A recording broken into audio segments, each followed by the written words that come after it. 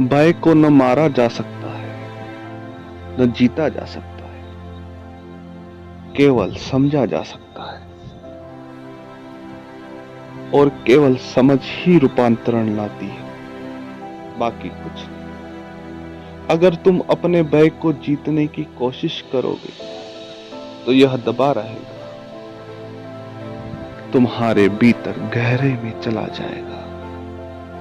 उससे कुछ ना सुलझेगा, बल्कि चीजें और उलझ जाएगी। जब भय उठे तो तुम उसे दबा सकते हो। भय को जीतने का यही अर्थ है। भय को तुम दबा सकते हो, इतने गहरे में दबा सकते हो कि तुम्हारी चेतना से वह बिल्कुल गायब हो जाए। तब तुम्हें कभी उसका पता भी न चलेगा, लेकिन वह बेसमेंट में पड़ा रहेगा और अपना काम जारी रखेगा। वह तब भी तुम पर हावी होगा, तुम पर कब्जा करेगा, लेकिन ऐसे परोक्ष ढंग से कब्जा करेगा कि तुम्हें उसका पता भी ना हो चले। लेकिन तब यह खतरा और भी गहरा हो जाएगा। अब तुम्हें उसे समझ भी न पाओगे।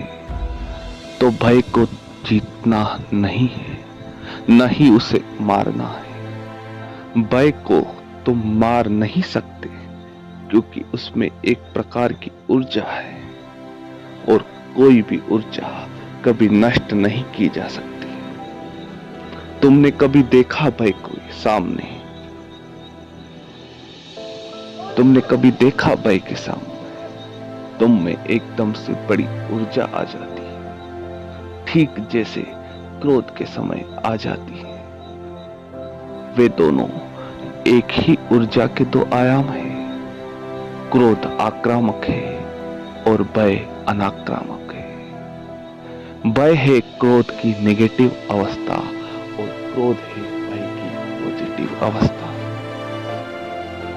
जब तुम क्रोध में होते हो तो तुम में कितनी ताकत आ जाती है, ऊर्जा भर जाती है। जब तुम क्रोध में होते हो तो एक बड़ी चट्टान भी उड़कर फेंक सकते हो। आमतौर पर उतनी बड़ी चट्टान तुम हिला भी न पाओगे।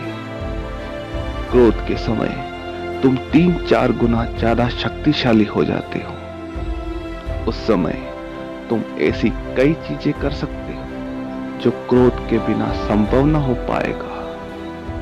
और भय के समय तुम इतना तेज भाग सकते हो कि ओलंपिक खिलाड़ी भी ईर्ष्या करने लगे। भय से ऊर्जा पैदा होती है। भय ऊर्जा ही है, और ऊर्जा को कभी नष्ट नहीं किया जा सकता। अस्तित्व से ऊर्जा की एक चुटकी भी नष्ट नहीं की जा सकती। इस बात को हमेशा ध्यान रखो, वरना तुम कुछ गलत कर बैठोगे।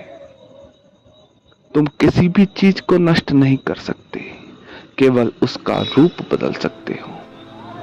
छोटे से कंकड़ को भी तुम नष्ट नहीं कर सकते। रेत का एक छोटा सा कण भी नष्ट नहीं किया जा सकता, वह केवल अपना रूप बदल लेगा।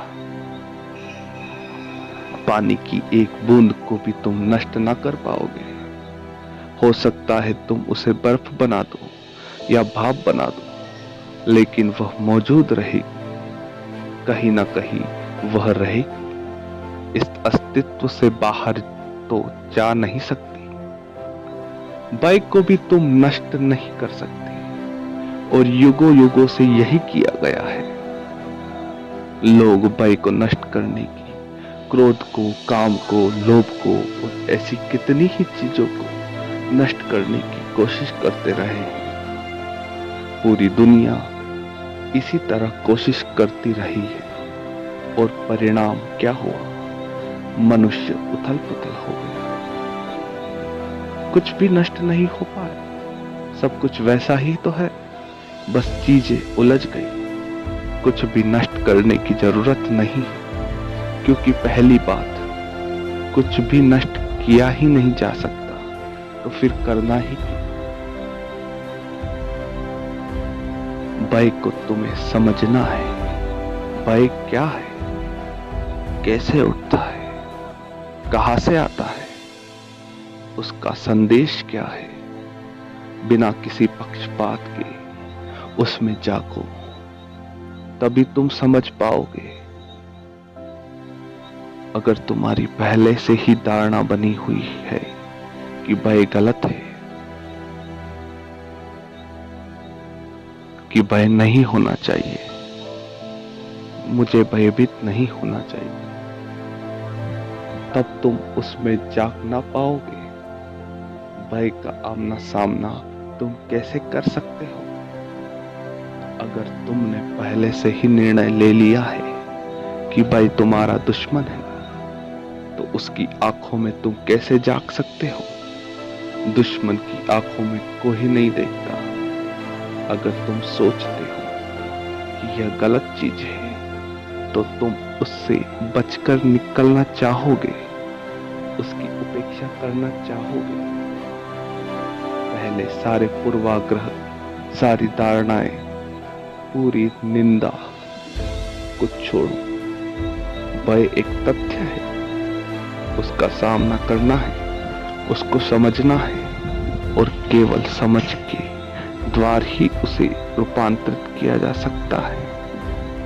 वास्तव में समझने से ही वह रूपांतरित हो पाएगा। बाकी कुछ ना कर सकोगे, बाकी कुछ और करने की जरूरत नहीं। समझ ही उसे रूपांतरित कर सकती है।